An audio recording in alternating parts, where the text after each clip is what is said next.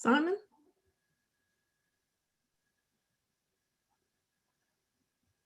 Simon's having some technical difficulties. Janelle, if you want to go ahead and start, you're welcome to. I'm trying to stop his screen share, but it stopped. There we go. Okay, Janelle.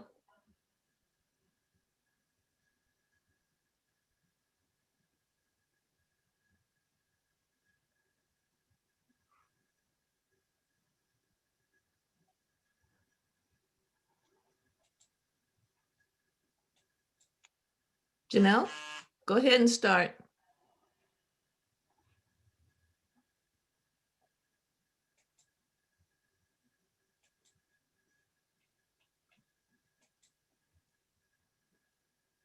Simon, can you unmute Janelle, please?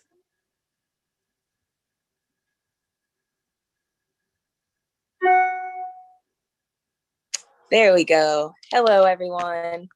Good afternoon and welcome to the Black Health Trust weekly program. We're so pleased that you've chosen to empower yourselves today by joining us.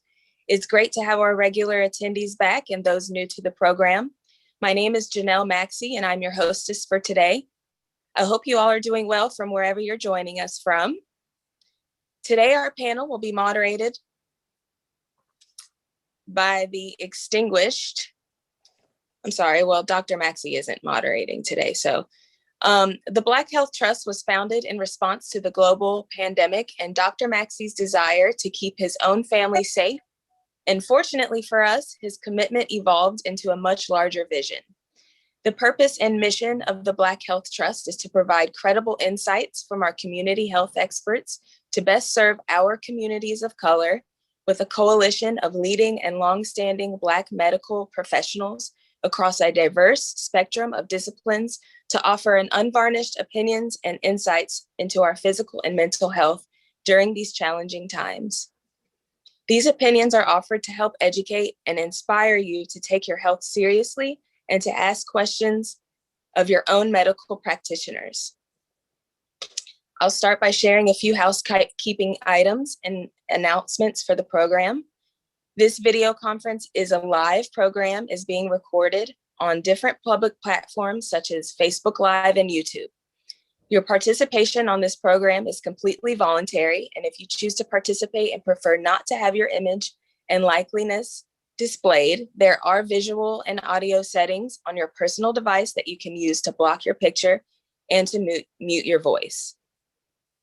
That said, all participants will be muted by our Zoom technician initially. We ask that you remain muted until the host or moderator asks you to contribute in order to minimize the distraction of background noise so that we can give our 100% attention to our speakers.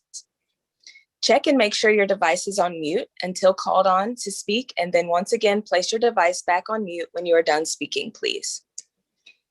With regards to the chat room, if you have questions, you can enter them into the chat room. Please limit your questions to 2 per topic being addressed, and please do not use the forum to advertise or promote your products. Understand that there may not be sufficient time to get to all of your questions during the call, but we will do our best. Please note that this information communicated on the program is not intended or deemed to be medical or legal advice, and you should always consult your own medical or legal professional for advice and direction pertaining to your particular situation and needs. The information presented here is not advice, but rather opinions and recommendations from credible sources. Black Health Trust, its representatives, members, employees, attendees, heirs, assigns, and guest speakers and presenters assume no liability whatsoever in connection with the information presented or used by anyone, nor are these discussions directed to specific situations. Again, we strongly encourage all attendees of the program to consult their own legal or medical professionals for conclusive guidance on how to proceed in your own personal circumstances. We're in this together. If this program has been valuable and interesting to you, please visit the website to learn more about our programming and how we can support Black Health Trust so that we can continue bringing our community outstanding content. Please visit www.blackhealthtrust.org. We want to thank the Black Health Trust Steering Committee, the Executive Board, its virtual administrative assistants, our production and Zoom technician, Black Health Trust supporters, and all of the people behind the scenes for their time and efforts that make this program possible. Now let's welcome all of our distinguished physicians and special guests. We thank you for sharing your valuable time, information, and educated insights with us today. Your participation and support help to empower our communities of color, and this is critical to our present and future well-being as people. Black is beautiful and knowledge is power. Welcome again, everyone, to the Black Health Trust Weekly Program. This is our community. This is our time to take care of our health. So lean on in, everyone. Thank you so much, Janelle, and good afternoon, everyone. Thank you so much for taking time out of your busy day to join us as we attempt to share credible information about what's going on in our world today, especially as it relates to COVID. We have a distinguished panel with us today, and I'm also pleased to welcome my co-moderator, Dr. Ivan Walks. Dr. Ivan Walks has been very involved in the development of the Black Health Trust program as we've been going forward. He is a psychiatrist by training, a former health officer in DC, and a member of national presidential administrations pushing for mental health parity, which you don't hear a lot of people talk about, but is critical. Mental health needs have never been adequately met, and he was instrumental in pushing forward the mental health parity legislation that made it mandatory for insurance companies to cover mental health needs as well as physical health needs. Without further ado, I'd like Dr. Walks to say hello, and then I'll give our rundown of our weekly statistics. Dr. Walks? Good afternoon, everyone. Thank you, Dr. Neighbor-Stevens. It's an honor to be included in this group, and I'm happy to be contributing today. So with no further ado, we will move forward. Well, as we normally do each week, we begin by reviewing the statistics that are available. We are consistently using the CDC statistics. So if you notice that the numbers may be slightly different from what you may have seen or heard somewhere else, I want to be clear where the source of our information is each week. So as of 8 o'clock last night, the Center for Disease Control reports that there have been a total of 27,811,343 cases in the United States. Simon, can you show the slide, please? There have been a total of 73,468 new daily cases, which is actually down for the first time in a while. The total US deaths, though, are, as of last night, were 494,008, which, as several different sources have noted, this number is approximately the size of Sacramento, California, or Atlanta proper. Or as another source cited, this is roughly the size of Arlington Cemetery. Wow.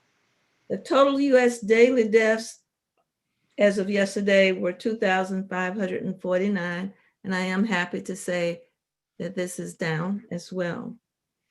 It is clear that we need to start monitoring the vaccine distribution and administration data, especially as you will hear from some of our speakers, how we are not necessarily experiencing an equity in access.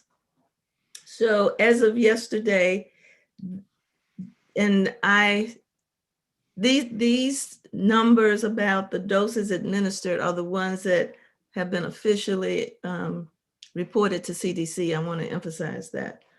So the total vaccine doses administered as of yesterday, this is people who have received one or more doses, is 42,809,595.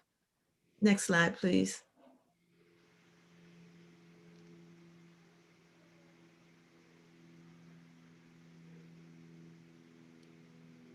I think it is important for us to start noting the race and ethnicity of the doses that have been administered, as well as paying attention to where the vaccine has been, to how the vaccine has been distributed. This chart shows the racial and ethnicity distribution of 23,334,034 doses. This is not representative of all of the doses that have been administered, but only the ones that they could track race and ethnicity. So of those that they could track race and ethnicity, which would be the 42,809,595 number, 54.5% of these doses are in people who have identified themselves as Black and non-Hispanic. Now, you can see that there is a very long bar. That very long bar is the white non-Hispanic distribution, which is 64%. So we are only representing 6.3% of all of the doses given that we can track race and ethnicity for. And this is going to be the subject of discussion as our program progresses today.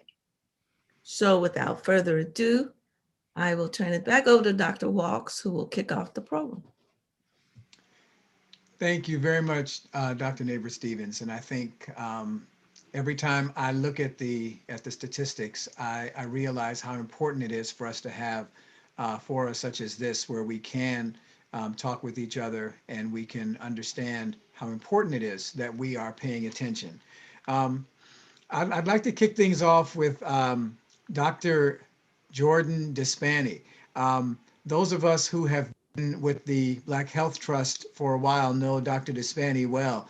Every time he comes on, he makes us smarter. And I always just enjoy hearing him and how easily he understands things that are very complicated, and then he's able to share them with us. Dr. Jordan Despain is an entrepreneur and a medical communicator driven by the challenge of addressing complex problems through biotechnology. He obtained his Bachelor of Science in Biology from LSU, where he conducted research on coronaviruses. He later earned a pharmaceutical sciences PhD at the University of Southern California for his dissertation work developing chemotherapy drug carriers to combat triple-negative breast cancer, an aggressive disease primarily affecting young Black women. Dr. Despain, welcome back to the Black Health Trust, and thanks for sharing again with us today. Please go right ahead. Okay.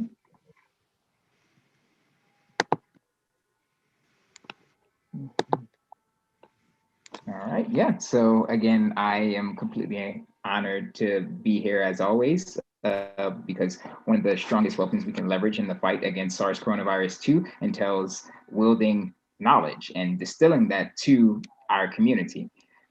So one thing that I've been doing is I've been bouncing between giving talks on virology as well as vaccinology, and given the mutational landscape has evolved so significantly since my last talk, I've titled this Virology 301, New Mutations Abound.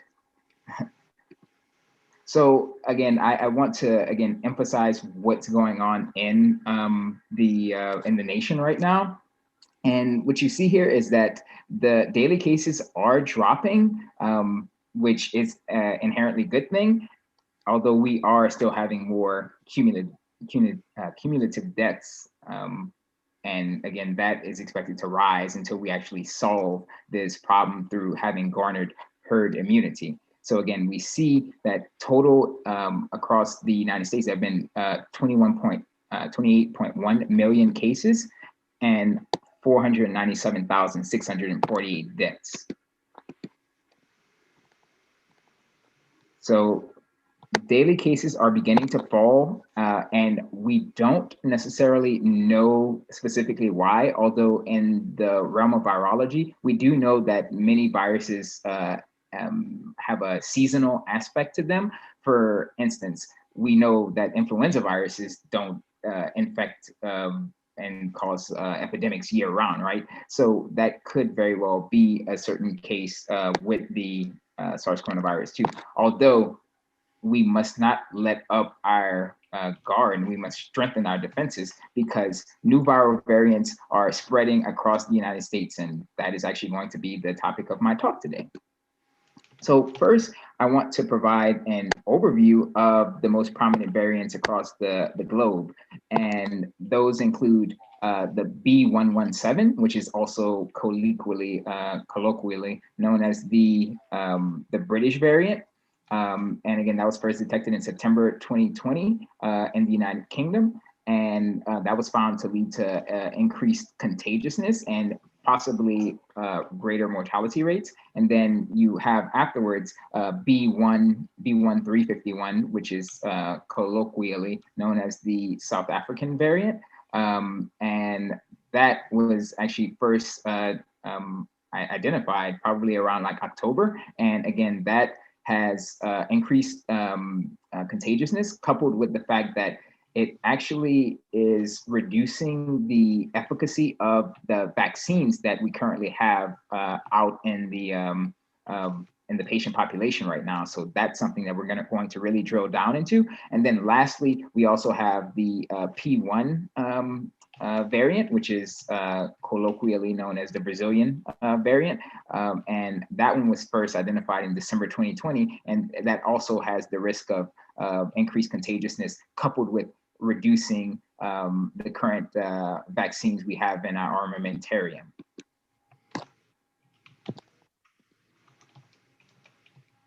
So jumping right into it with the British variant, the B117, that has actually 17 point mutations. And if you will remember from an earlier discussion that I have had, all point mutations really are just swapping one of the 20 amino acids that's coded for a virus, and it's just changed to something else. And again, with the British variant, the British authorities have since determined that it not only has increased contagiousness, but is also linked to higher mortality rates. So we cannot treat this lightly. And what's more specific is that there are two critical mutations that occur in the spike protein that are responsible for enhancing the infectivity of this variant.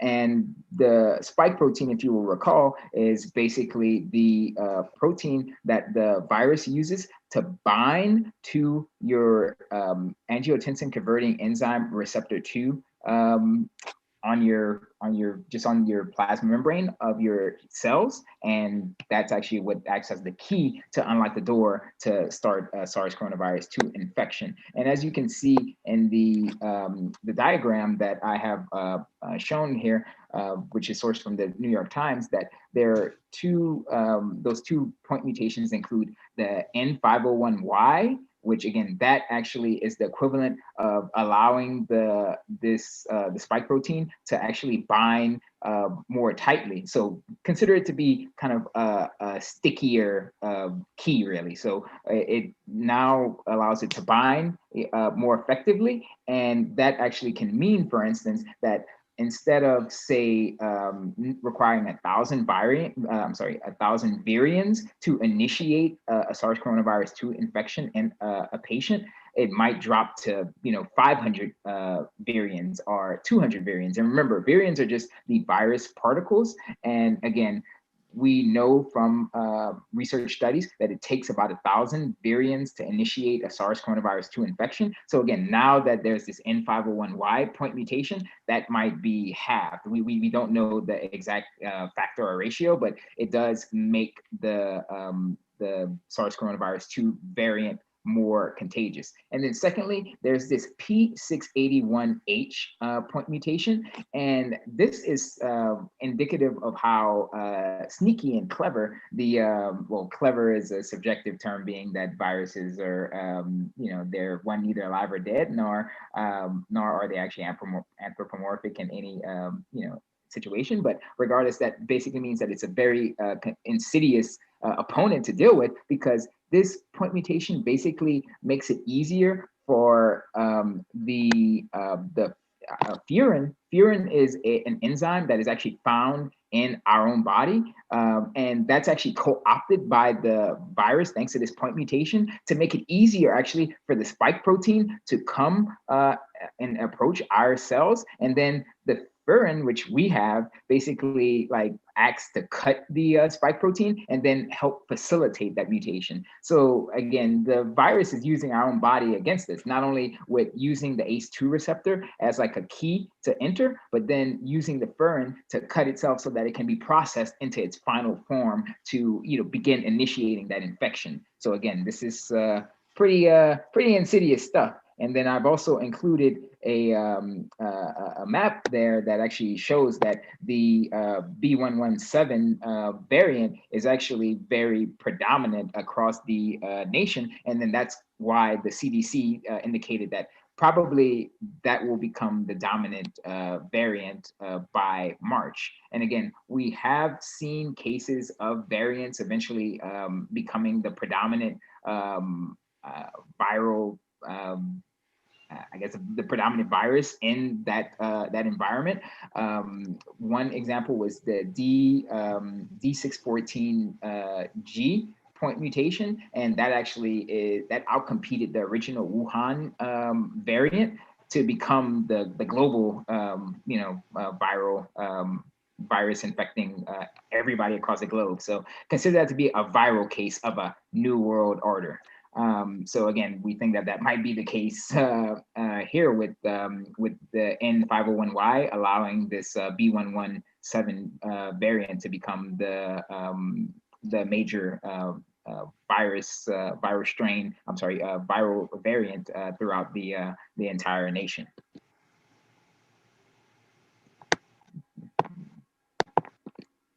And then next, there is the South African variant, aka the B1351, and that actually has 3 major point mutations within that spike protein. And what you're going to see is a recurring theme here is that N501Y is there again because it's such a good mutation in as much as it allows the virus to again basically evolve itself. Really, it's adaptation that allows the virus to be more successful in accomplishing its aim, which is again to infect more hosts. So that's why it actually appears so often all throughout different viral lineages across the globe, mainly because it confers an evolutionary benefit. And this fact that it arises in so many different independent lineages is known as convergent evolution. So just almost similar in a way, if you think about it, how insects and birds are able to fly, but they evolve different means of being able to fly. In a similar way, this N501Y point mutation has emerged in the British variant as well as the South African variant, even though there's been no, intersection between them yet. And a second point mutation that actually is of concern in this South African variant is the K417N point mutation, which, similar to N501Y, allows that spike to bind more tightly to your human, to your ACE2 receptors. And then lastly, and this is very, very critical. Everyone needs to be cognizant of what I'm about to say.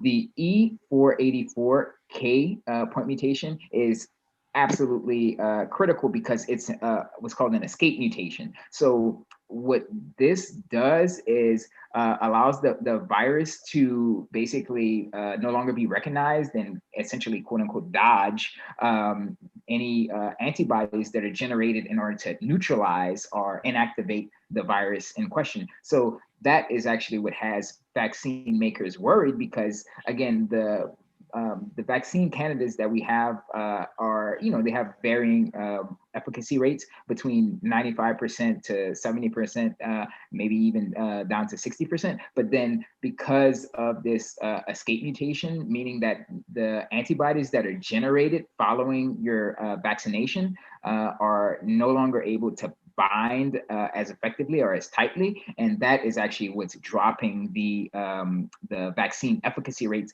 across the globe. Now, one of the few benefits of us being able to actually do testing of all the variants across the nation is that we do see, though, that this B1351 viral lineage is not that widespread yet, because then you might see I suppose like I guess an eventuality where if this did become the predominant variant, then you would start to see an increase in patient caseloads across hospitals, and then that would put us back to where we were in 2020. So that's why many of the vaccine developers are moving with the greatest of haste in order to start developing essentially booster shots to provide coverage against this this variant that actually has this E484K point mutation.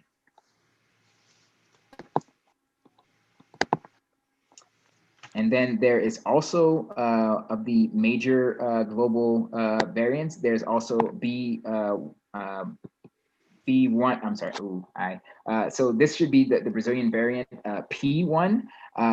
And what's interesting is that this, again, references that, or reflects rather, the that convergent evolution that I just mentioned beforehand, right? Where the Brazilian variant is like very, came in a different geographical context from the South African or the British variants. And yet, again, it also has that N501Y point mutation. It has the K417T, which again, is just the point mutation is very similar to the what was found in the South African variant that facilitates more tighter binding to the ACE2 receptor. But again, it decided to opt to use a shift from your lysine residue to I believe that's a threonine residue, as opposed to using an asparagine for the K417N point mutation variants containing that point mutation. And then lastly, again, you have that E484K point mutation that has this untoward effect on vaccines that are being administered. So we need to be mindful of it. In fact, I am in grave danger if we're speaking geographically, because I'm actually located right now in Oklahoma, and the P1 variant has actually been identified here in Oklahoma.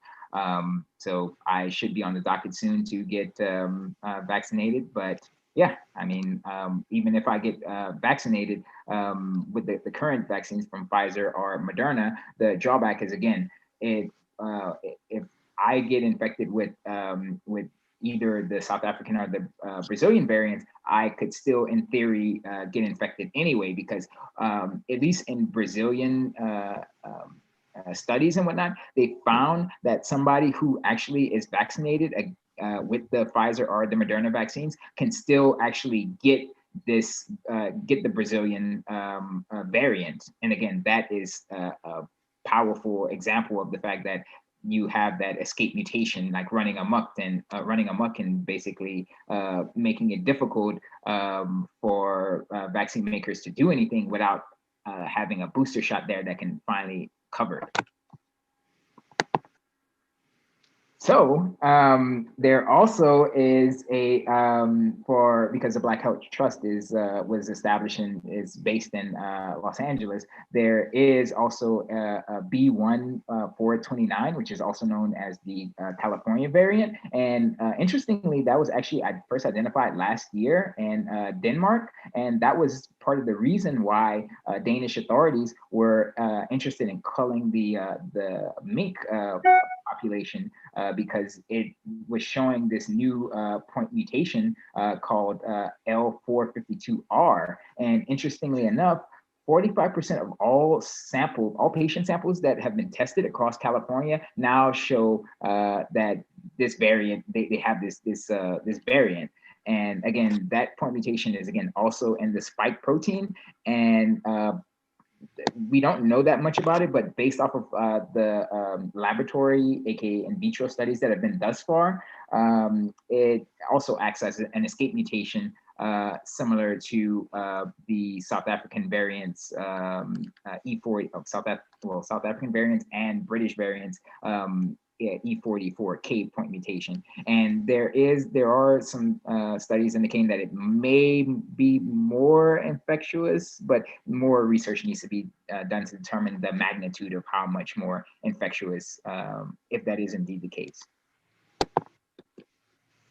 And to add onto the problems that are afflicting California, there actually was a very horrifying finding recently, earlier this month actually, that there actually has been a viral recombination event. And basically what happened is that B117, which again, aka the British variant, actually crossed with the B1.429 variant, the California variant, and that viral recombination event, it basically led to antigenic shift. So, I mean, for lack of a better term, a viral recombination is basically the closest a virus would ever get to, or two viruses or strains, I'm sorry, two variants would ever get to having sex. So they come together and they cross. And usually the way that this occurs is because you have a patient that is infected with both different variants. So that's what's called a super infection. And yes, believe it or not, you can get infected with multiple variants simultaneously. And that actually is what allows a new entire variant to emerge that, again, like underlines the fact that this is antigenic shift. So remember, when I'm describing all of these point mutations, like, oh, L, blah, blah, blah, blah, blah, blah, blah, blah, I'm basically illustrating to you guys the fact that what's happening typically is antigenic drift. So point mutations are, just single mutations that allow over time a new variant to emerge, but it takes a while, right? Because I mean, when we first identifying the virus last year, the only point mutation that was of consequence was D614G. But now you see that they're springing up, again and again, which can, or at least more point mutations are springing up again and again. And the reason why is, again, the virus is evolving in real time. And again, if you have something like this antigenic shift, then now you might have something that can allow people who were previously infected to be reinfected all over again. And antigenic shift is actually very common in influenza viruses. And we did know that coronaviruses have the ability to perform recombination events, but it's fairly rare because compared to like influenza viruses or even HIV-1, the mutation rate for coronaviruses is very, very low. But yeah, just to emphasize, this new viral recombinant actually has the California variant's L452 point mutation, which again might serve as a antibody escape mechanism. And it actually took from the British variant a Delta 6970 deletion. And if I'm not mistaken, that actually increases the contagiousness and infectivity. So you can see in this little cartoon here how like again a recombination event would happen between a co-infection into the same host, and then from there you have like the gene swapping every which way. And because of the way that not only natural selection and evolution work, but also because the fact that the SARS coronavirus 2 is actually an RNA-based virus, you know, it can actually like allow all of these swaps to occur, and then you get out like eventually one mutation amongst, you know, all of its cousins and whatnot that actually is like, oh, I think I'm pretty good now at moving ahead and infecting more people. And then lastly, Dr. Nabert-Stevens especially wanted me to discuss another horrifying, I suppose, development in the fight against SARS coronavirus 2. And that's namely the fact that there have been 7 new variants that are specifically across the United States, all American variants basically have been identified. Interestingly enough, the Louisiana variant was identified by Louisiana State University. So no matter how far I go on to do other you know, things, it seems that coronaviruses seem to be tracking me down. But what's interesting about all 7 of these American viral variants is that they have one major point mutation in the spike protein, and that's at the 677 position, and that basically is a glutamic acid, and that glutamic acid is either being mutated into a proline or being mutated into histidine. So that's where you see the Q677P, or others having the Q677H, and you see that based off of like whether they have the P or H substitution, that they are predominant in certain geographical contexts, but not in others. And then there are states where there actually is a convergence of both. So in theory, you could have another viral recombination event. But again, we have just identified this point mutation, so we need to conduct more studies. But as it stands right now, that with most of the major mutations that virologists are looking at occurring in the spike protein, we anticipate that these Q677 point mutations are basically aimed at helping make it easier for the virus to get into our bodies, so increased contagiousness / infectivity. So that now begs the question, how does this affect our current vaccine strategy? And this only reinforces the point that we have to continue wearing masks, we have to continue practicing social distancing, and thirdly, we have to keep you know, focusing on getting more of our members of the community vaccinated, so that we can eventually reach that approximately 80% of the population being covered for herd immunity. And to provide a ray of good news, or a ray of sunlight for good news, basically Pfizer recently announced that its vaccine can be stored between -25 degrees Celsius to -15 degrees Celsius. Whereas if you remember in my earlier talks, I mentioned that I actually had a preference for the Moderna vaccine over the Pfizer vaccine, because again, you had the possible issue that when you're transporting it, maybe a sample might have thawed during delivery, but that is no longer the case now, because you don't have to worry about it having to be stored at such a cold temperature like -70 degrees Celsius. So Pfizer detailed, based off of their research studies, they detailed these findings to the FDA, and they're asking for to move forward with new logistical designs. New logistical designs in order to ship out more samples to patients at this, like marginally higher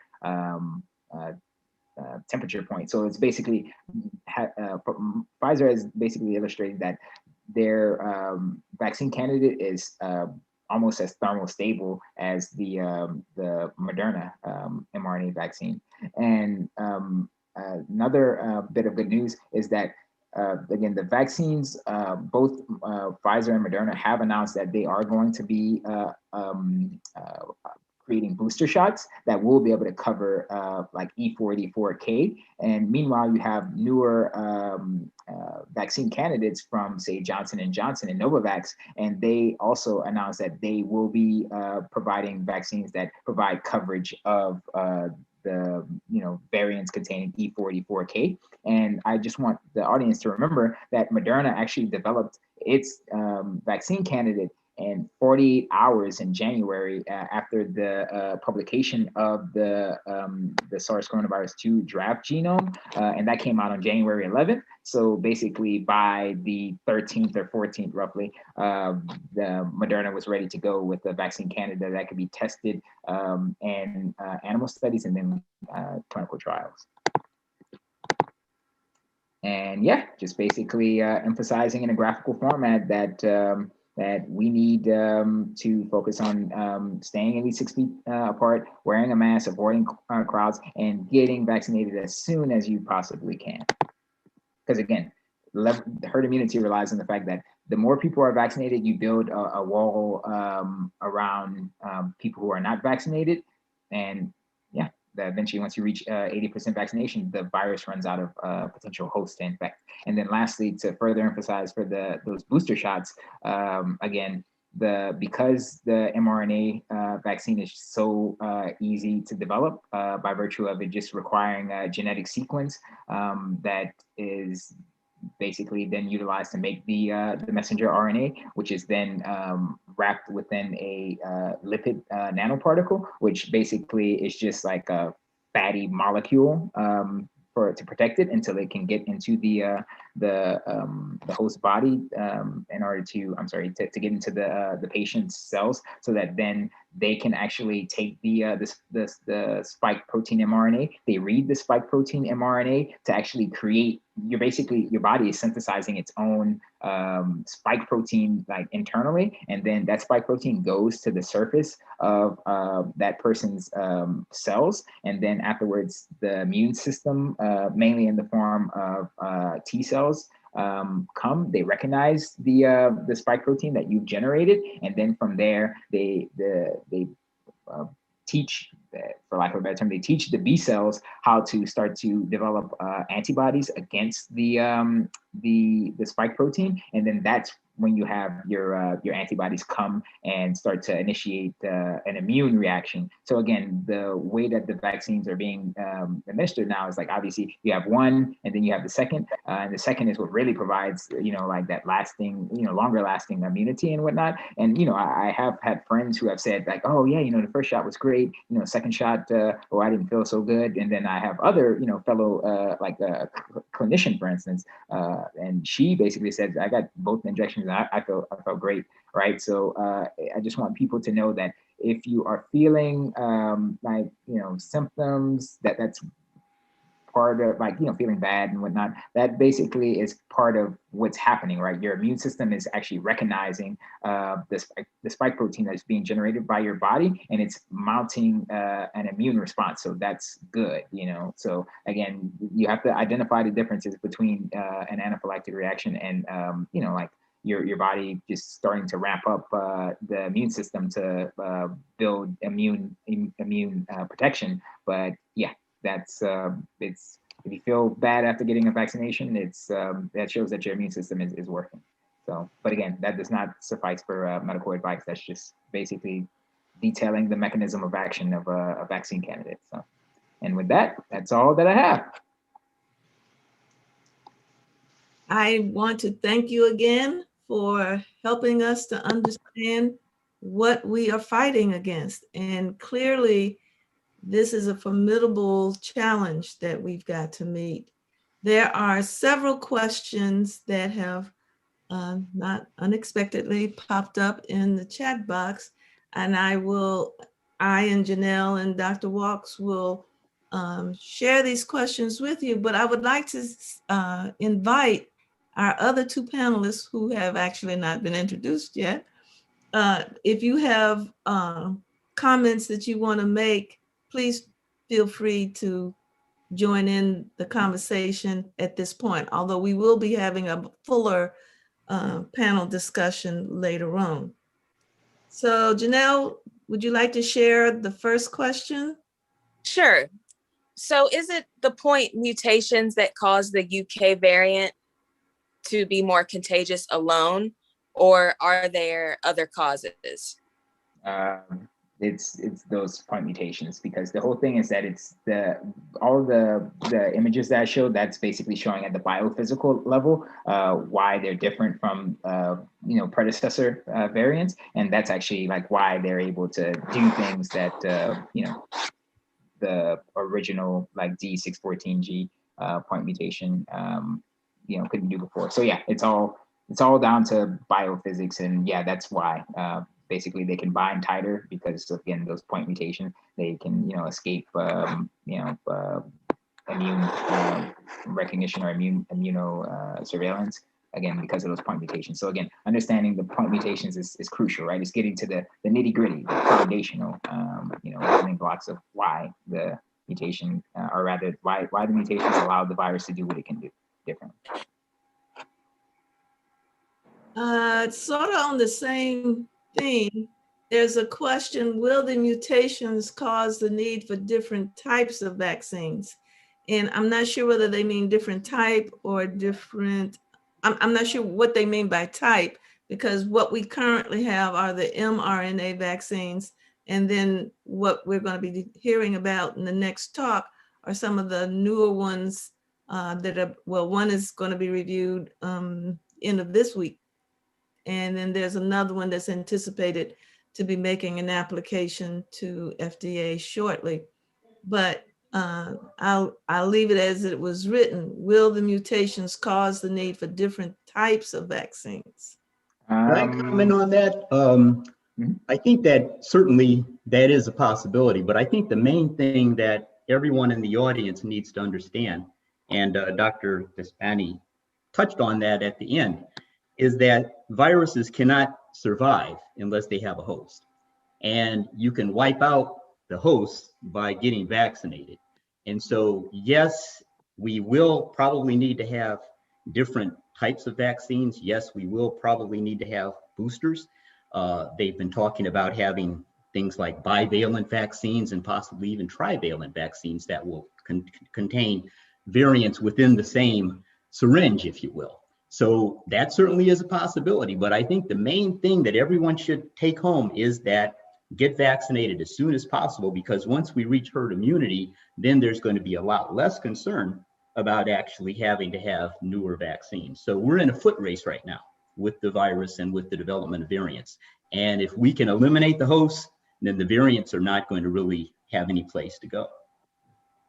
So we're also thank you, Dr. Hewlett. We're also in a foot race with time, and I want to make sure that we get everyone in, and then we can have a much richer conversation, because some of the questions that are in the chat may actually be answered by our next two presentations. So if you all don't mind, can we push forward to Dr. Hewlett? Dr. Neighbor-Stevens, we're okay? Absolutely. Okay, all right. We're gonna push forward, and then we're going to, first of all, let me just say, while I'm pulling up Dr. Hewlett's bio, Dr. Despain, you did a terrible job of not scaring me. Okay, so you did scare me.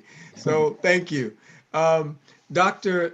Hewlett. Dr. Dial Hewitt is currently Medical Director, Division of Disease Control, Chief of Tuberculosis Services, Westchester Department of Health, and Adjunct Associate Professor of Microbiology, Immunology at New York Medical College, Valhalla, New York.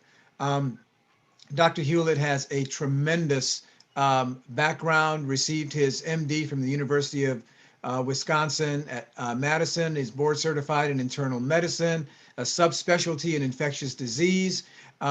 He has served at Harlem Hospital, chief resident there. Just a tremendous list of accomplishments and areas of service. He served as the chief of the infectious disease division at Lincoln Medical and Mental Health Center in the Bronx. He has just done a tremendous amount, and I can go on, but Dr. Hewlett is probably like me and would rather talk to you than have me read his entire bio. He's currently a fellow of the American College of Physicians, the Infectious Disease Society of America, and the New York Academy of Medicine. He's a member of the National Medical Association. and he was also a member of the NMA Vaccine Task Force. So I will stop there and ask Dr. Hewlett to please share with us this afternoon. Sure, thank you. And it's an honor indeed to be part of this distinguished panel. And I'm just going to briefly go over where we are as far as the vaccines are concerned. I'll start with just a little story. And that is, if we look at health, public health, and things that have really had the greatest impact, aside from clean water, I think vaccines have probably saved more lives than just about anything that we have available to us. And so I think it's important for us to embrace this and to look at these vaccines as something that is going to be very, very positive for us in terms of controlling this pandemic that we are faced with. Because as Dr. Despain has mentioned, we really are in a bad situation if we allow things to go on as they are. Now, when we look at vaccines, we know that the first vaccines were like vaccines developed against smallpox, and we then have preventable diseases like the measles and the mumps and whooping cough. When I was doing my fellowship in the Bronx years ago, all of the attending physicians said, you know, you're never going to see a case of the measles because we have an effective vaccine. Everybody gives their children the vaccine. You're never going to see it. Well, guess what? A couple of years ago, people decided that they weren't going to immunize, and we started to see outbreaks of the measles. Same thing in your state of California, whooping cough. Everybody said you'll never see a case of whooping cough. But guess what? About 10 years ago, people decided they didn't want to immunize their children against the whooping cough. And what happened? You had children who died in the state of California and in other places because of the whooping cough, which is something that is totally preventable. So we know that this is what happens when we stop giving the vaccines that we have available to us. We now have 2 new vaccines which are highly effective and which are actually very safe. And we already started talking about 2 of these vaccines. One of them, both of them are what we call mRNA vaccines, the one by the Pfizer-BioNTech and the second by the Moderna company. For the most part, aside from what was mentioned as far as the storage requirements, and that actually now has been somewhat alleviated, they're pretty equivalent. The effectiveness that we get from these vaccines is between 94 and 95%. And that's really exceptional when we think about vaccines and when we think about other vaccines like the flu vaccine, which gives us maybe about 60%, 94, 95% is really an exceptional number. And this is, of course, for preventing serious life-threatening disease and hospitalization. Now, you might say, well, what about some of the things that might occur after you have the vaccine? Well, one of the main things that occurs to most of us, it happened to me when I had my 2 doses, is you have a sore arm. It's not something that's really terrible, but you do know that you had something happen to you in your arm after you've had this shot. Some people will develop a little bit of fatigue, a little bit of tiredness, especially after they've had the second dose. I had a little bit of that after the second dose, but it didn't last very long, and it was very self-limited. There are some people, as Dr. Despain also mentioned, who will have what we call a systemic reaction, and we refer to this as reactogenicity. And this actually is a good thing. It means that your body is reacting to this foreign material that has been put into you, and that you are developing antibodies to this spike protein, which is so important to the coronavirus because that's how it attacks our cells. And you are also developing what he referred to as the memory cells, so that if this virus should come to try to attack you in the future, you're going to remember it and you're going to be ready to fight it when it comes. And so these are some of the things that do occur. To date, there have not been a lot of cases of serious side effects, although you may anecdotally hear about things that have occurred. But during the first 2 million cases of vaccination, we were told that there were about 23 cases of anaphylaxis or immediate hypersensitivity reactions to either the Pfizer or the Moderna vaccine. So 23 out of the first 2 million. Now, there are 2 additional vaccines that are actually in late stage development, and we are hoping that at the end of this current week, that the candidate from Johnson & Johnson Janssen division will be reviewed and that they will receive emergency use authorization. This viral vector platform is different than the mRNA platform. One of the things that may be an advantage in some people is that these new vaccines do not contain what we call polyethylene glycol, which is something that is used in both the mRNA vaccines, and it's believed that some people who have had allergic reactions to the mRNA vaccines, it may be to the polyethylene glycol. It hasn't been definitively stated, but that's the belief. So these new products do not contain that. So the one from AstraZeneca is probably going to be coming out very soon. The one from Johnson & Johnson has about an 85% effectiveness rate, and that actually is extremely good. When we look at the effectiveness in terms of preventing serious disease or death, the vaccines are actually excellent there as well. Down the pike, there are going to be other vaccines that are going to be available, the so-called protein subunit vaccines.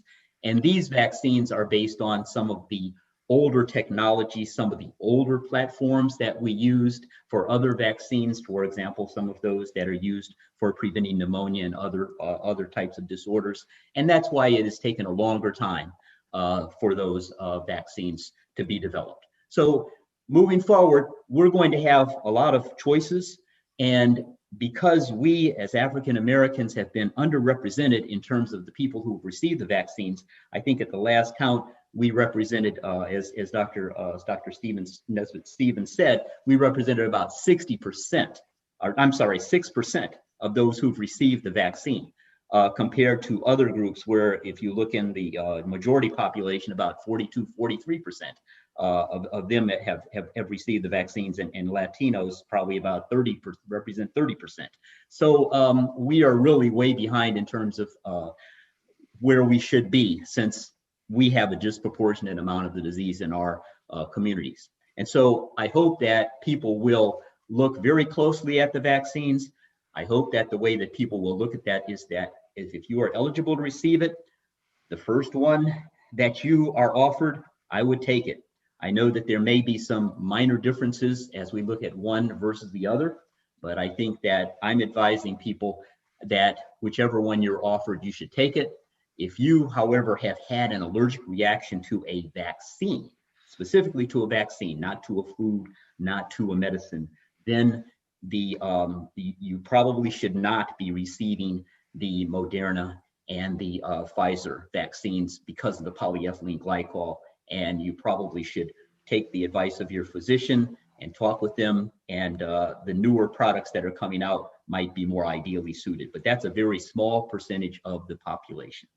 So I'll close with that advice. I hope that we can certainly get over the hesitancy, but at the same time, one of the biggest problems I think in our African American community is the fact that there's been a maldistribution and people have not had the same availability and the same opportunity to get the vaccines. And I hope that there will be corrective actions taken so that the vaccines will become more generally available throughout our communities. So thank you very much. Thank you so much, Dr. Hewlett. And I'd like to share with you one of the questions that actually came in during Dr. Despain's talk, and that was around, is there any data that shows that those who have had the virus and recovered and then had their second dose of vaccine, have they had more or less side effects? And you might also tag on to that some comments regarding the need for the vaccine if in fact you are a recovered COVID patient.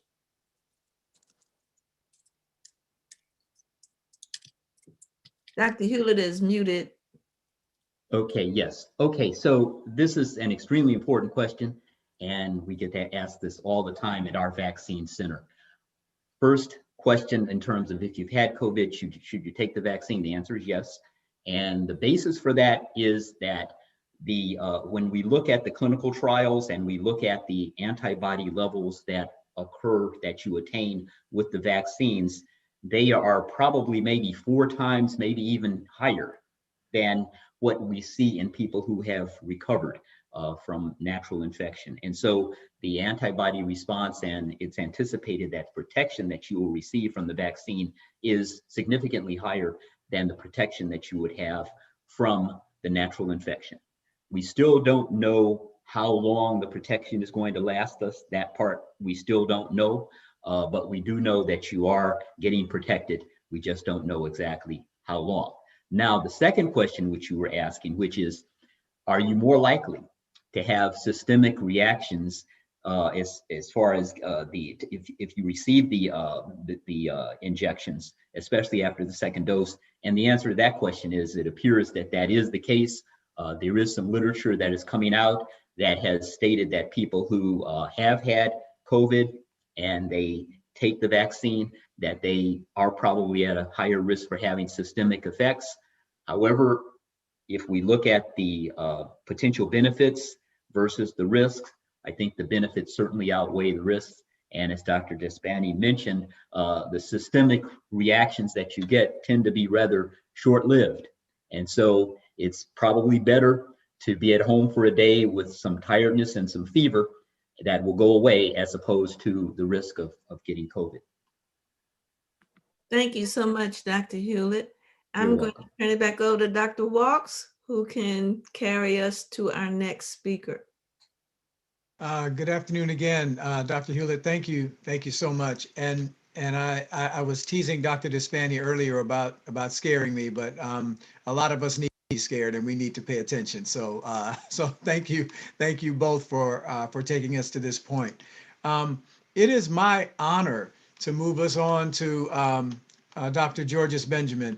Dr. Georges Benjamin is a well-known health policy leader, practitioner, administrator. Currently serves as the executive director of the American Public Health Association, the nation's oldest and largest organization of public health professionals. He is also a former Secretary of Health for the state of Maryland. Dr. Benjamin is a graduate of the Illinois Institute of Technology and the University of Illinois College of Medicine. He's board certified in internal medicine, fellow of the American College of Physicians, and a lot of other stuff. He is a member of the National Academy of Medicine, serves on several nonprofit boards. He has, Dr. Benjamin, because I know you so well, I know you don't need me to read all of these things Please that are don't. here in your bio. Yeah. I remember every time I walk into some place and there's a picture of prominent physicians, Dr. Benjamin's picture is on the wall. I think one of the opportunities we have is to, in his role as the head of the largest public health association in America, we can get that broadest perspective on public health in this time of public health prominence and public health crisis. So, Dr. Benjamin, please share with us. Thank you very much. And what I wanted to do is take on this issue of where do we go from here? And I think the issue, of course, is as we begin to roll out vaccinations and people to get vaccinated, one of the first questions that many people ask is do I still need to wear my mask? And the way to think about that is, as you saw, you had two very prominent virologists talk a bit about the fact that we have lots of variants out there still, and that there is still some uncertainty around the value of the vaccine on transmission. So to think about the vaccine, it really does two things. Number one, it's designed to keep you from getting sick. And it turns out that both the Moderna and Pfizer vaccine, and probably the J&J vaccine for sure, will keep you from getting sick.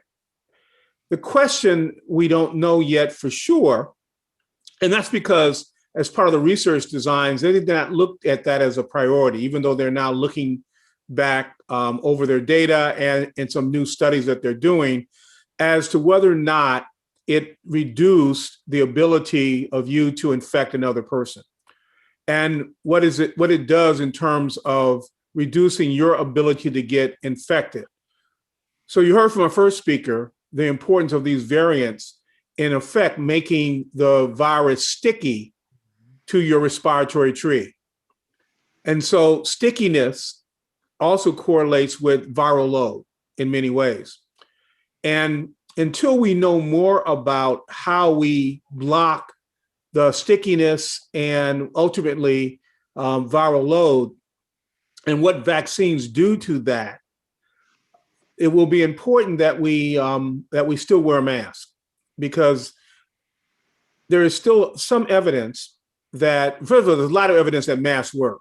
Despite all the stuff we said a year ago, masks are extraordinarily effective. And it's effective because if you think about it, there are three ways you get infected from people. Number one, through droplet spread. And that's large particle, the virus in large secretions. And we know that when you cough or sneeze or talk, those particles go out about 6 feet and then they fall to the ground. And they can go out further for sure, but on average, it's about 6 feet. And then we know that certainly that some very, very small particles are also produced when we cough and sneeze and talk. And those are light enough that they get aerosolized. And then they land on surfaces, including the floor, and they can be re-aerosolized. Now, if you think about what your mask does, your mask basically, in most cases, reduces your risk by keeping that stuff simply, from going into your mouth and from you inhaling it. And if your mask is not very tight, you can inhale around the mask. So we know masks work, but you have to wear the mask properly. And we also know that while this disease appears to predominantly spread from person to person through droplet spread, that aerosolization can occur, particularly if you're downwind from someone. And then, of course, there's this fomite transmission. And we all know that's when you contaminate your hand, contaminate a surface. Someone comes along behind you, you were infectious, they pick it up, and then they contaminate themselves by getting those particles in their eyes, nose, and mouth. Now, the challenge we have is that, we spend a lot of time disinfecting stuff, but this virus certainly turns out to be very, very fragile in the environment. And even though there are lots of lab studies that say it lives for a long time, the experience we have now in the real world is that people don't tend to get contaminated by objects. Now, doesn't mean it can't happen, but we're not seeing that as a major mode of transmission. So it's primarily through droplet spread, followed by aerosolization in some cases. So we need to wear the mask after vaccination because we're not clear about what our infectious nature is once we've been vaccinated. Also, these variants, again, as you see, they're a little stickier. And what we don't want to do is we don't want to have people exposed to these variants, again, if we can prevent it from happening. Now, you also know that we are having the national debate about whether we do one mask or two masks. And, in some communities, if 2 is better, 3 is better, if 3 is better, 4 is better. And the answer is that I would much rather have people wear one mask correctly than more than one mask incorrectly. And at the end of the day, while some people are encouraging more than one mask, it is important to wear those masks in such a way that you get a tight fit around your mouth and your nose. And then obviously, if you're in a clinical situation, you want to wear an eye shield to keep fluids from splashing into your face, particularly when people cough or sneeze. So the CDC came out and people misinterpreted what they said around wearing 2 masks. What they basically said is, they showed us, by the way, how to make your mask, if you wear a mask, particularly a surgical mask, how to make that mask tighter by tying a knot right around the edges of the mask, and then how to put it on and make it tighter so that you get a better seal. The second thing they said is if you choose to wear 2 masks, Then they gave you some instruction on how to do that as well. We do know that the mask, it's important to wear at least a mask that has at least 2 layers. 3 or 4 is even better. And an N95 mask obviously is the gold standard, but as many of us know, they're in short supply. There are lots of fraudulent masks out there. There was just a recent federal bust of thousands of fraudulent N95 masks. And those of us who've been in public health for a while know that in reality, the N95 mask is usually fit tested. It's usually a big process to make sure that that mask is tight around your face and your nose, and that you're not bringing in particles from around the mask. And most people don't go through that fit testing. You know, you buy the mask, you put it on, and hopefully you're wearing it correctly. So, and also because of the shortage, we are discouraging the average citizen from getting an N95 mask just because of the shortage. But if you're going to get one, you have to wear it properly. And then finally, you know, the big debate we're having around reopening. And while we are seeing the statistics tell us that the nation, for whatever reason, is having a reduction in the prevalence of this disease, all communities are not the same. And we need to think of 2 things. Number one, that this idea of using the term herd immunity is a great scientific term, but I want to encourage us to think about this as community immunity. And community immunity means in your own environment. So that means your own school, that means your own neighborhood, because you can have nationally, like, you know, averages are averages. And nationally, we can get to herd immunity and at the same time have enormous pockets of infection around the country. And that's in essence what we did see initially with this, right? New York, LA, parts of Washington State and Oregon, raging infections, and yet rural America was pretty much left alone. And then we had rural America raging and the big cities getting better. So we know that we have these disparities within our nation.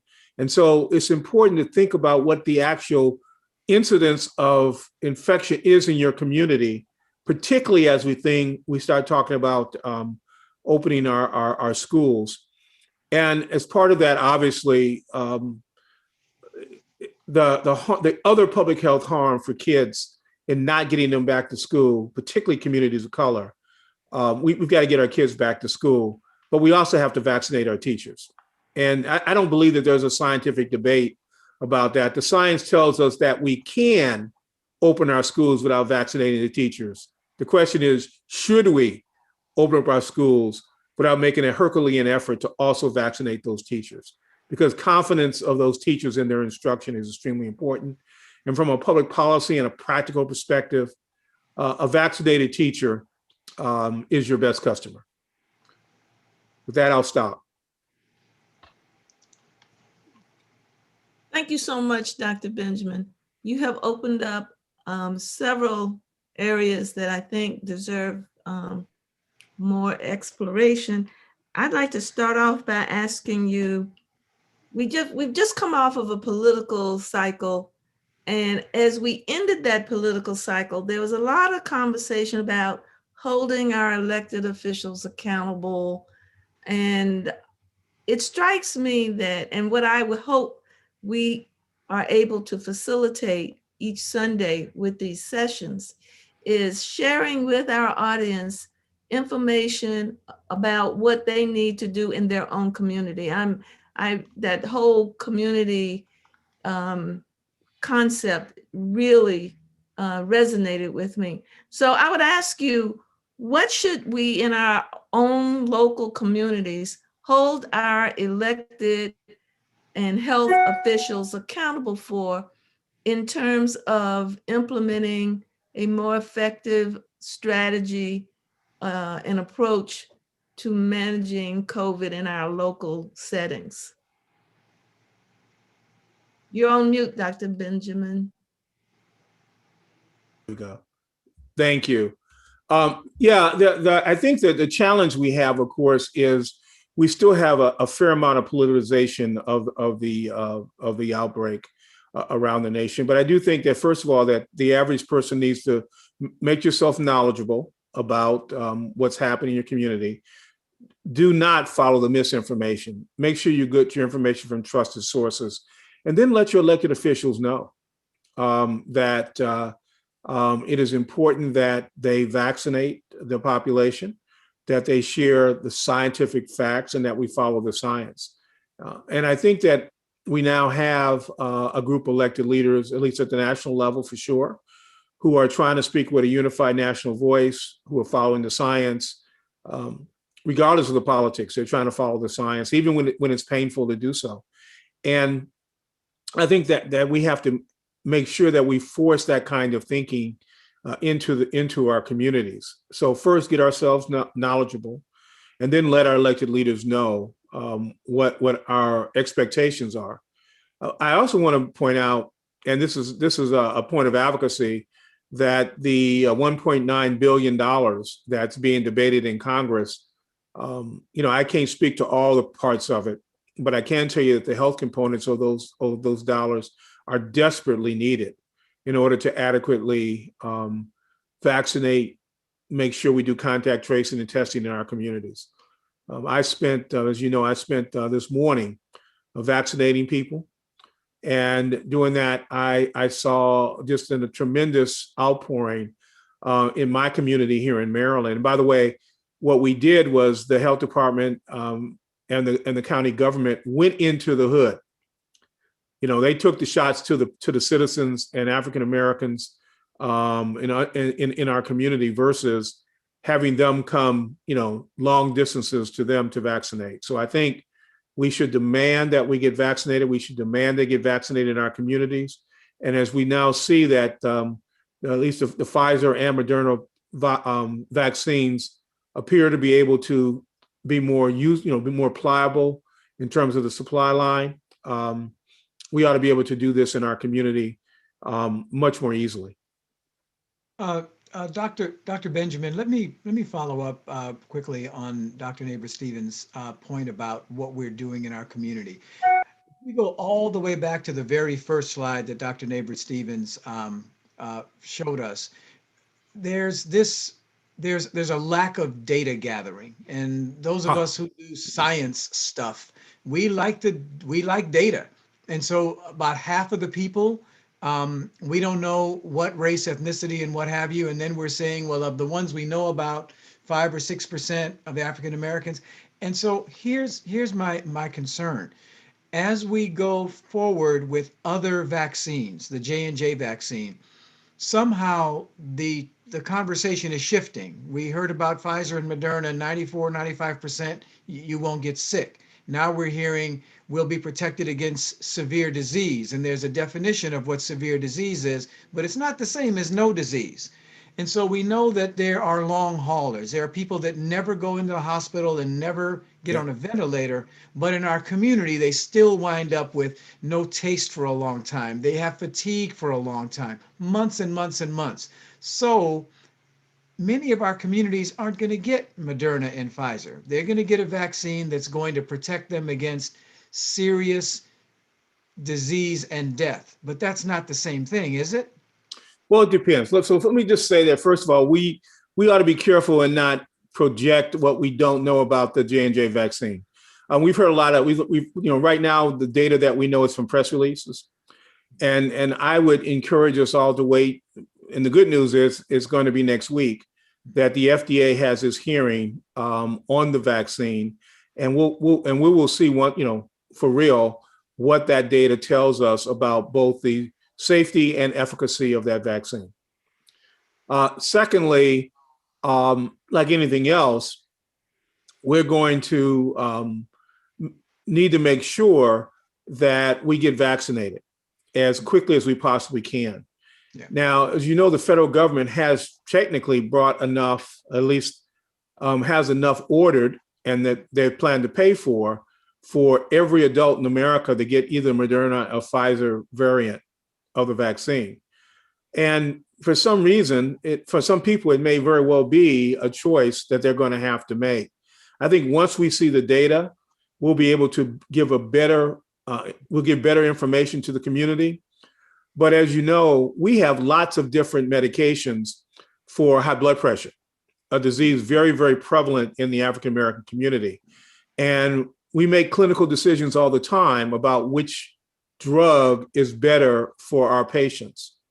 We also know that in this first round, this first haul of vaccinations, we're probably all going to get what's available to us. Yeah. Most likely that's what's going to happen. But I do think that this is looking more and more like it's going to be a seasonal disease that'll be endemic. It'll be around for a while.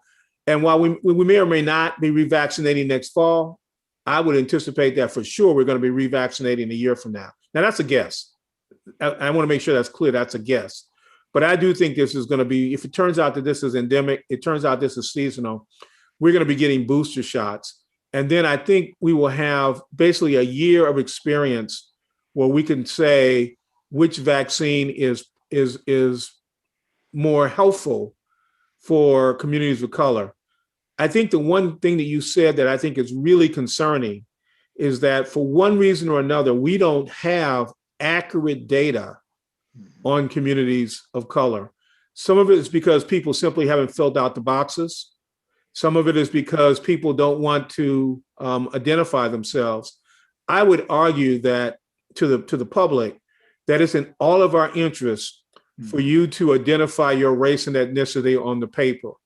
After all, when you walk into the room, it ain't a secret to anybody, who you are and what you look like, for most of us at least.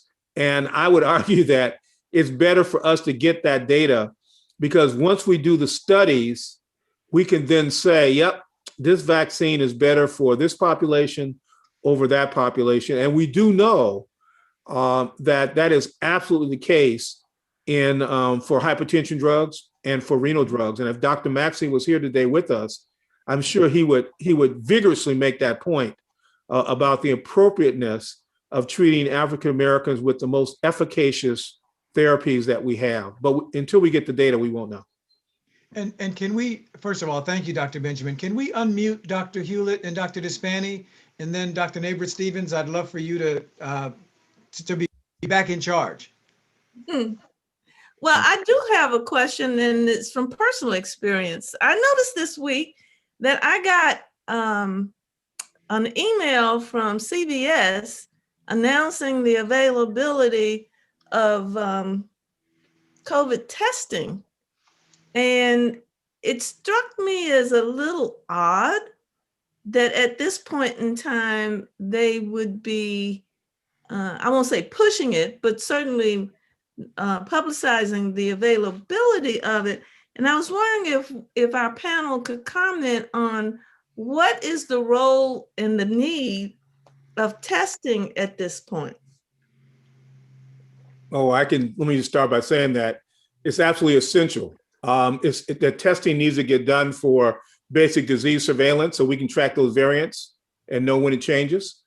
Testing is important because had we been doing adequate testing and contact tracing, isolation and quarantine at the beginning, we may have had less of an outbreak. And I say may have than we really had. And as we now move from an environment in which we have a horrible, horrible outbreak and it becomes more manageable, then the public health community is going to be able to do a lot more testing and contact tracing. And the way to think about this is that a year from now, we're going to be treating this like a measles outbreak. We'll be doing fine, and all of a sudden we'll have an outbreak in some community. We'll rapidly go in, test, contact trace, and vaccinate those people that need to be vaccinated that may not have been vaccinated before. Or if there's a new variant, vaccinate in with a booster. I totally agree with Dr. Benjamin. At our health department, we spend a great deal of our time doing contact tracing. And as he said, and as I think Dr. Walensky at the CDC said, that they're going to be expanding their searches for the variants. And up until now, I don't think we've been doing as good a job as many of the other countries. And I think as more resources are available, we're going to be better able to see where these variants are. And then also the fact that if we know that someone is infected, we're going to be able to isolate those individuals and keep those individuals from spreading the infection to other people in the environment. So I would agree. And then just to parlay from off of what Dr. Benjamin and Dr. Hewlett were stating, like I could not have even given this presentation had there not been any real, surveillance to actually determine what the variants are. I mean, part and parcel of why we know that there are 7 new variants endemic to different regions across the United States is because we are stepping up that tracing, and we're really leveraging viral genetic sequencing. Because again, all the tests do is they tell you, they're very binary. They tell you yes, no, whether you have an infection and whatnot. But then those samples then need to be undergo genetic analysis, aka sequencing, no different from 23andMe. Think of it as 23andMe for viruses. And then that's how we actually know about, okay, you have these random 7, variants in America on top of, like the British, Brazilian, and South African variants and California variants. You all are such true public health servants, and I totally expect and understand the need for surveillance. My question, though, would not have even been asked if this was something that was being done through the health department. This is something that I will have to pay for at CVS. And I'm wondering, is there something, will that lead to more inequity in access to treatment or follow-up? I guess I'm troubled by the proprietary nature of this testing. Is it moving from the health department into the private sector? I think that's why I was bothered by the ad. So I wanted you all to understand where I was coming from on that. Let me add to that. I think there's going to be a new testing strategy. I think the public health departments will be doing testing for surveillance purposes and for disease outbreak control. And I think the private sector will be doing a fair lot more testing, and including home testing. Once the FDA formally ramps up the very inexpensive home testing program that is now available or will be available soon. And people will be using that to go on vacation, to get on an airplane, to go see grandma. I think that will be done most likely in the private sector, and people will pay for it. Now, there are obviously going to be disparity if folks can't afford it amongst people who can't afford it. But I do think that you're going to see that kind of split between broad public health purposes. And it may very well still be the health departments do it for lower income individuals and folks that can't get it done any other way. But I do think you're going to see that kind of split in terms of the national testing strategy. So would this then possibly relate to one of the questions in the chat box, which asks, when do we think the discussion has been about schools, but when do we think churches are going to be able to reopen for face-to-face worship? I think you're going to have to get to a point where you're at herd immunity.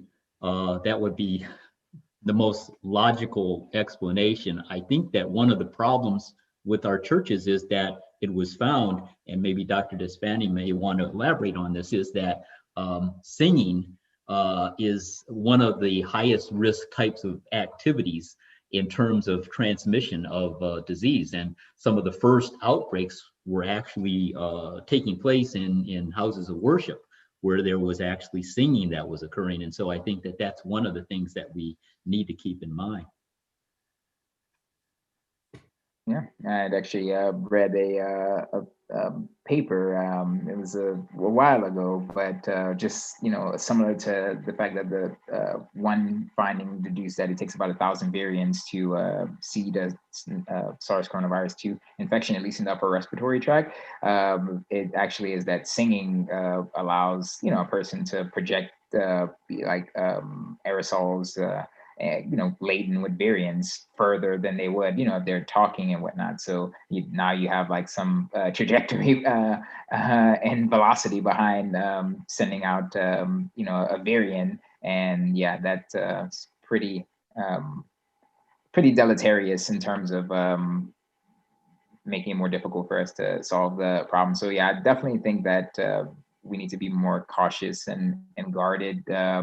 Again, I still place a lot of faith in the herd immunity strategy, but in tandem with social distancing and with wearing masks and whatnot. So, I mean, again, we need to know really first that we're on a good, threshold. I would start to say that things may begin to ease, once we start to get closer and closer, like to 50% and above, vaccine coverage. And then afterwards, like another person I was talking to in the private chat and whatnot, I was just basically indicating that, yeah, I mean, there will need to be booster shots or even, bivalent, just multivalent, whether that's bivalent or trivalent or even quadrivalent, akin to the influenza virus vaccines. We don't know, but, we have to be very guarded during these times. I received a question that I'll leave it to all three of you to respond to. And that is, what is making the difference in the lack of success or the slowness in success in the United States in combating COVID versus those countries in the world that seem to have been much more successful? I would say that we lacked leadership at the federal level, and the lack of a central federalized approach, I think, was one of the things that slowed us down. I think one of the unfortunate things is that in many of the totalitarian societies, they actually were able to be very stringent on their orders for quarantine and isolation. And that was one of the things that was a major factor in how well they were able to control things. So I think that these were two things that that we should keep in mind. Dr. Walks? Oh, I was nodding my head up and down. I think that it is a real challenge for us to even now to understand all of the local differences and how we have one place teachers are prioritized, other places they're not. Governors are setting up vaccination places in areas where their friends or their constituents are. People are looking at blue areas and red areas that are political zones, but now they're becoming vaccine different zones. So there have been a lot of challenges, and I think it's part of America that we do have so much diversity in compliance, so much diversity in resource, and hopefully with the kind of leadership that we've had on today and the kind of involvement and curiosity across local, state, and at the federal level, we can get to a point where we actually do begin to put things in place that are consistent, so that resources are consistent across communities and information is consistent.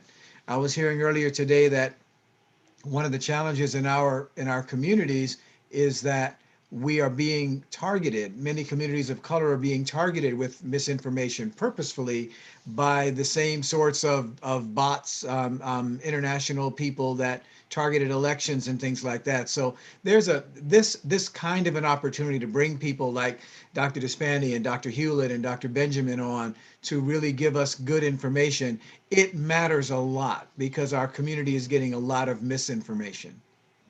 Yeah, I actually want to parlay off of what Dr. Walk said. So one thing I also noticed is that a lot of people, and again, I'm going to use a big word, but the people actually aren't as cognizant of what's called biocultural anthropology, which is basically the interplay of how biological factors like viral pandemics and whatnot actually really plays a role in like how people respond and interpret things culturally. So one thing that you saw in a nation like China, or because keep in mind China is authoritarian, but you see that same rapid response rate in like say South Korea and Taiwan, both of which are democratic societies. It's just that they have already experienced viral epidemic that threatened to become a pandemic. So they already had the experience with SARS coronavirus 1. But I mean, obviously here in the United States, owing to this very widespread form of libertarianism that stretches almost to the point of I guess a mask version of not in my backyardism. Is basically like, oh yeah, I'm not gonna wear, a mask and whatnot. And it's just like, yeah, I mean, obviously I understand from, like the cultural anthropological perspective that that obviously like China, South Korea, and Taiwan, inter alia, all have very collectivist societies, meaning that they are focused more on the family units and things like that as opposed to individuals. But we also see that there are Western states, like for instance, like New Zealand, that also perform spectacularly in terms of combating the virus as well. So it's just really I think a little bit of the rugged individualism of America also kind of plays into this idea that like I have a right to do whatever I want, even if it is deleterious at the macro scale. And I actually have a question that was sent to me privately, but I do want to share it with I do. I did mention that. So I see that someone says that New Zealand is not totalitarian. Yes, I know that. That's why I did, mention that only the People's Republic of China is totalitarian. One of my other interests is actually in foreign policy, believe it or not. But so there was a question from Dr. Helen Davis that said, please comment on the rate of infectivity of asymptomatic COVID patients and whether this has an effect on mutations. And that is actually a hard thing to comment on, because the reality is that asymptomatic patients typically don't go get tested because they don't exhibit any untoward effects. So they just feel that they're okay. So typically they're found that they do have SARS coronavirus 2 just incidentally through I believe they call them, serological surveys where, you just ask people, can we, take a blood sample and whatnot? And then you find like a small percentage of them are indeed asymptomatic, but because they're not actively going out and getting tested and whatnot, it's hard to know what's going on. And I just want to emphasize that a lot of the things that in the Black Health Trust programs that we send you, regardless of if it's like statistics or even information with maps of how the variants are spreading, those are what are called I'm going to steal a term from economics, but those are lagging indicators. So they're leading indicators that kind of portend that something bad will happen. Like, at least in the economic world, people tend to look at like, GDP and so forth and so on. And they're lagging indicators like the, I would say, I don't know, the interest rates or something, but in at least the biomedical perspective, like a lot of the data that we have presented today, they really are lagging indicators because we don't know what's going on like at this very moment in media res. So yeah, I mean, it's we're kind of one step behind in knowing how what kind of effect the asymptomatic patients will have on mutation rates, and there could probably be an eighth variant, American variant that's spreading right now. We won't know, right? Because again, it's always backwards looking in this regard. So Dr. Hewlett, as a current public health official working in Westchester, and also Dr. Benjamin, you as a former state health official and now working at the national level in public health, we had a question in the chat. How do communities of color get access to the vaccine? I know, Dr. Benjamin, you were out there this morning, but you're not going to be out there every morning, and not everyone. We just know. All you have to do is watch the news, and you know that there are inequities right now. And so I just would like Dr. Hewlett and then Dr. Benjamin to just give us some hope, or maybe some reality, scare us and let us know what do communities of color have to look forward to, because we know right now there's vaccine supply inequity. Well, I'll start, and I must say that as an official of the Westchester County Department of Health, I've been, I guess I would say, disappointed at the lack of diversity among those who have been coming through our system who have actually been vaccinated. The reason for these inequities, and I don't know if I can give you the solution to the problem, but I think one of the reasons for the inequities, there are a few. One is most of the registration takes place online. So we have people with challenges in terms of lack of access with Wi-Fi. Many of our older citizens are not computer savvy, and so they cannot navigate through the websites and get the appointments, while many of the members of our majority communities, they may have advocates who can actually do this for them. So this is one of the reasons why we, as in the African community, in the African American community, are underrepresented. I think one of the other things has to do with access to transportation. And many of the centers, for example, our particular sites, one of them is located at a community college, which is not easily accessible by public transportation. And so if you lack private transportation, you are eliminated from access to those sites. So one of the things that has happened, and I think that this is a model that can be used, is that there have been pop-up sites. And the pop-up sites have actually been the result of community leaders and members of the clergy who have actually petitioned not only to the health department, but they petitioned directly to the Centers for Disease Control to actually obtain allocations. And when these allocations have been given to them, they've been able to actually set up sites at areas that have been convenient for the community. And then they have been able to make lists of people, and they've actually formulated these lists in the traditional ways, as opposed to having people going through these websites. But I think this is one of the things that it's really a major issue that must be addressed, and we cannot allow them to keep saying it's all about vaccine hesitancy, because on the other side, we have issues as far as distribution and the unfairness in the distribution. Yeah, let me agree with that. If you just think about, there are three big buckets that we have to address, and then Dr. Hewitt just gave a master class explanation as to those structural issues that have to be addressed. You know, at the end of the day, I think all of us are on a Zoom call, and anybody who's watching us on a Zoom call, that means you know, you have at least a technical capacity to engage. I work during the day in front of a computer, and I can do this. But if I'm a bus driver, or if I work in a grocery store, you know, I can't do this during the day. I have to do it when my shift is over. If you work in a hospital or a long-term care facility, same problem. You're a shift worker. And what's happening when we don't have enough vaccine is that the slots are all gone when you get off work. That's just a practical thing. So how do you fix that?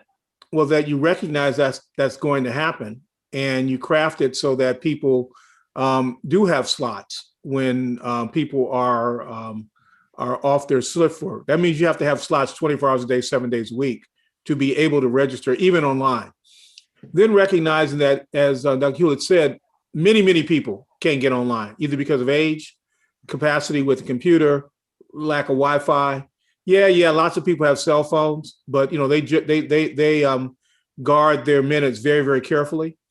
And I would argue that that we need to have better telephone systems to engage people, you know, call centers, so that people can call in and do it, quite frankly, the old-fashioned way over the phone, much more effectively than we're doing it right now. I do think we need to figure out how we have walk-up sites, pop-up sites in communities, so people can just show up and get vaccinated. You know, we don't want people waiting long lines, but you know, there's all kinds of queuing systems that you can do. You know, you can say, we're going to vaccinate in this community today, so go shopping and, you know, take a number, just like you do at the pharmacy when you put a pharmaceutical request in. So there's a lot of ways to allow people to multitask and then go in and get their shot. I think that the issue of hesitancy is still a very, very important one. As you know, a lot of people in the studies, particularly that Kaiser Family Foundation study that said about 43% of African Americans were kind of in a wait and see mode. That means that they're willing to they're still vaccine curious. They want to get vaccinated probably, but they don't want to be first in line. Well, let me just tell folks that we have now put over 63 million shots in people's arms in the country. And we've demonstrated the safety and efficacy of this vaccine amongst those 63 million people. Almost 20 million of them have gotten fully vaccinated. So just know that a lot of people gotten vaccinated. And so there's no reason for people who want to get vaccinated not to. I think the biggest issue, however, is the lack of supply.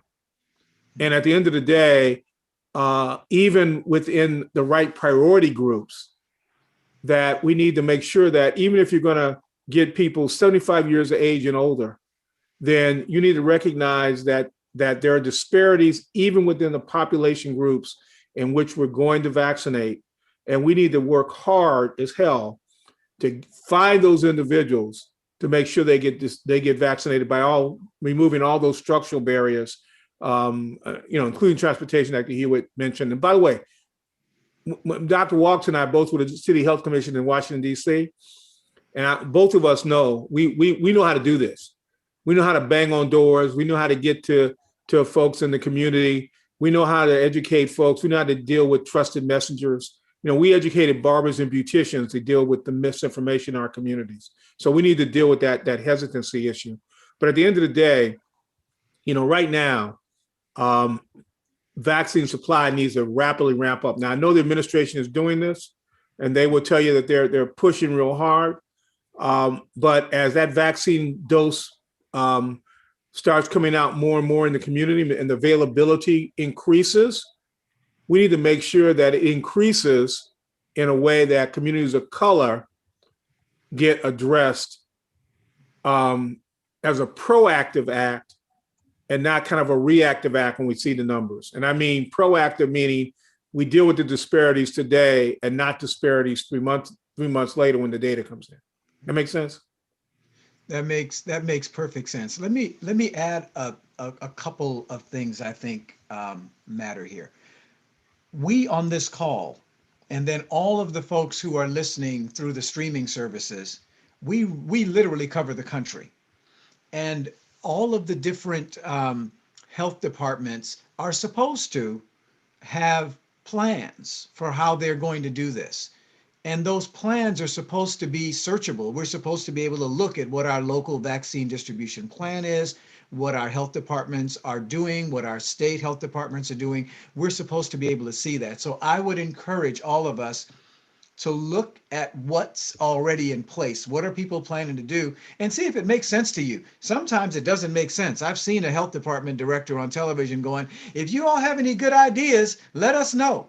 I was horrified to hear that. But please, if you have any good ideas, let them know.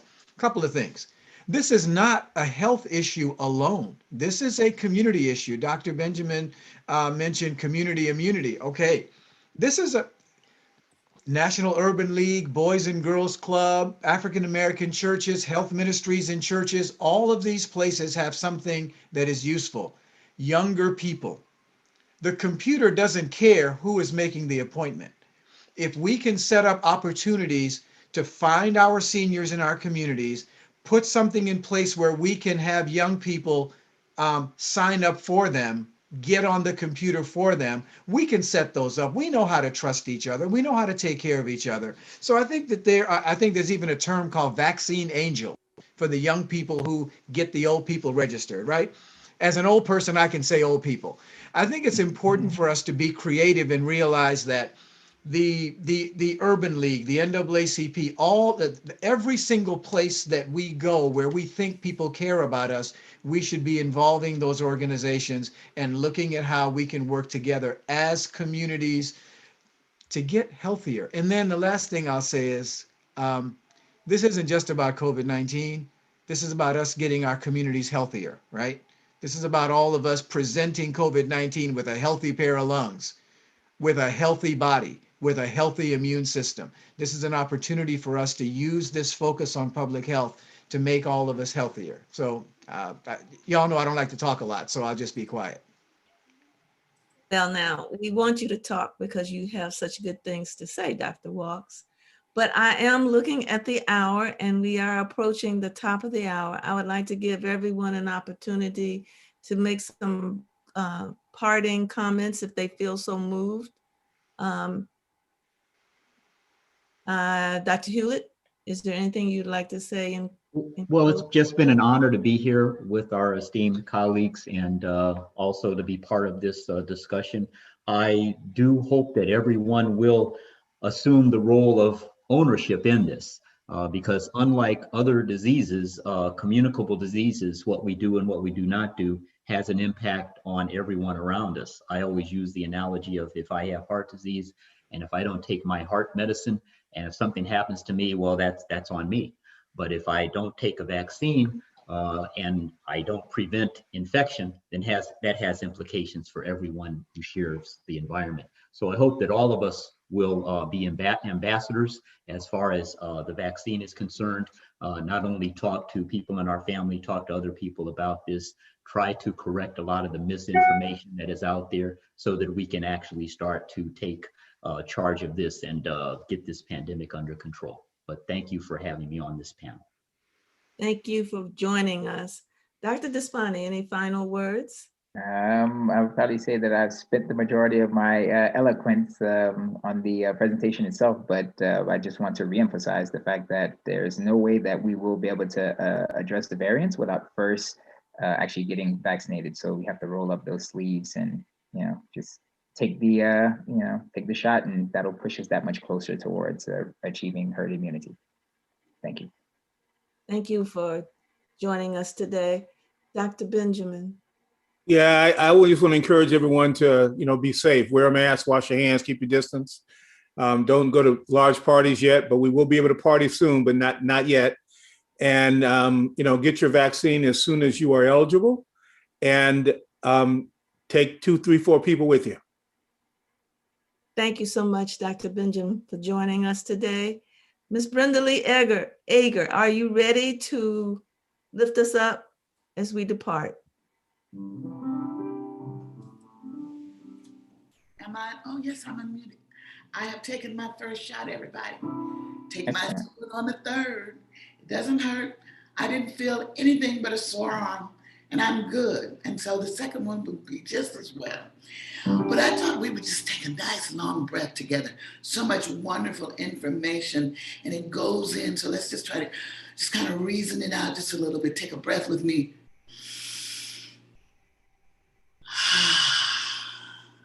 Know ye are the light of the world. So with your light, let it shine, because that's how we're going to help to heal with this energy that is light. So with that, this little light of mine, I'm going to let it shine. This little light of mine, I'm gonna let it shine. This little light of mine, I'm gonna let it shine. Let it shine. Let it shine. Let it shine all over the world. God bless and keep you until we see each other next week. Thank you, doctors. Thank you, thank you, thank you. Thank you, Dr. Walks. Thank you, Dr. Stevens. Thank you, Dr. Benjamin. Thank you, Dr. Hewlett. And Dr. Despain, you're my little brother. Thank you so much.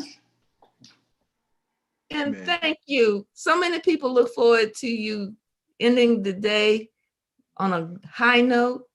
Hopefully, we've had enough information so that we'll be less scared and more enabled to go forward and do battle. Yes. And with that, I will wish you a good afternoon.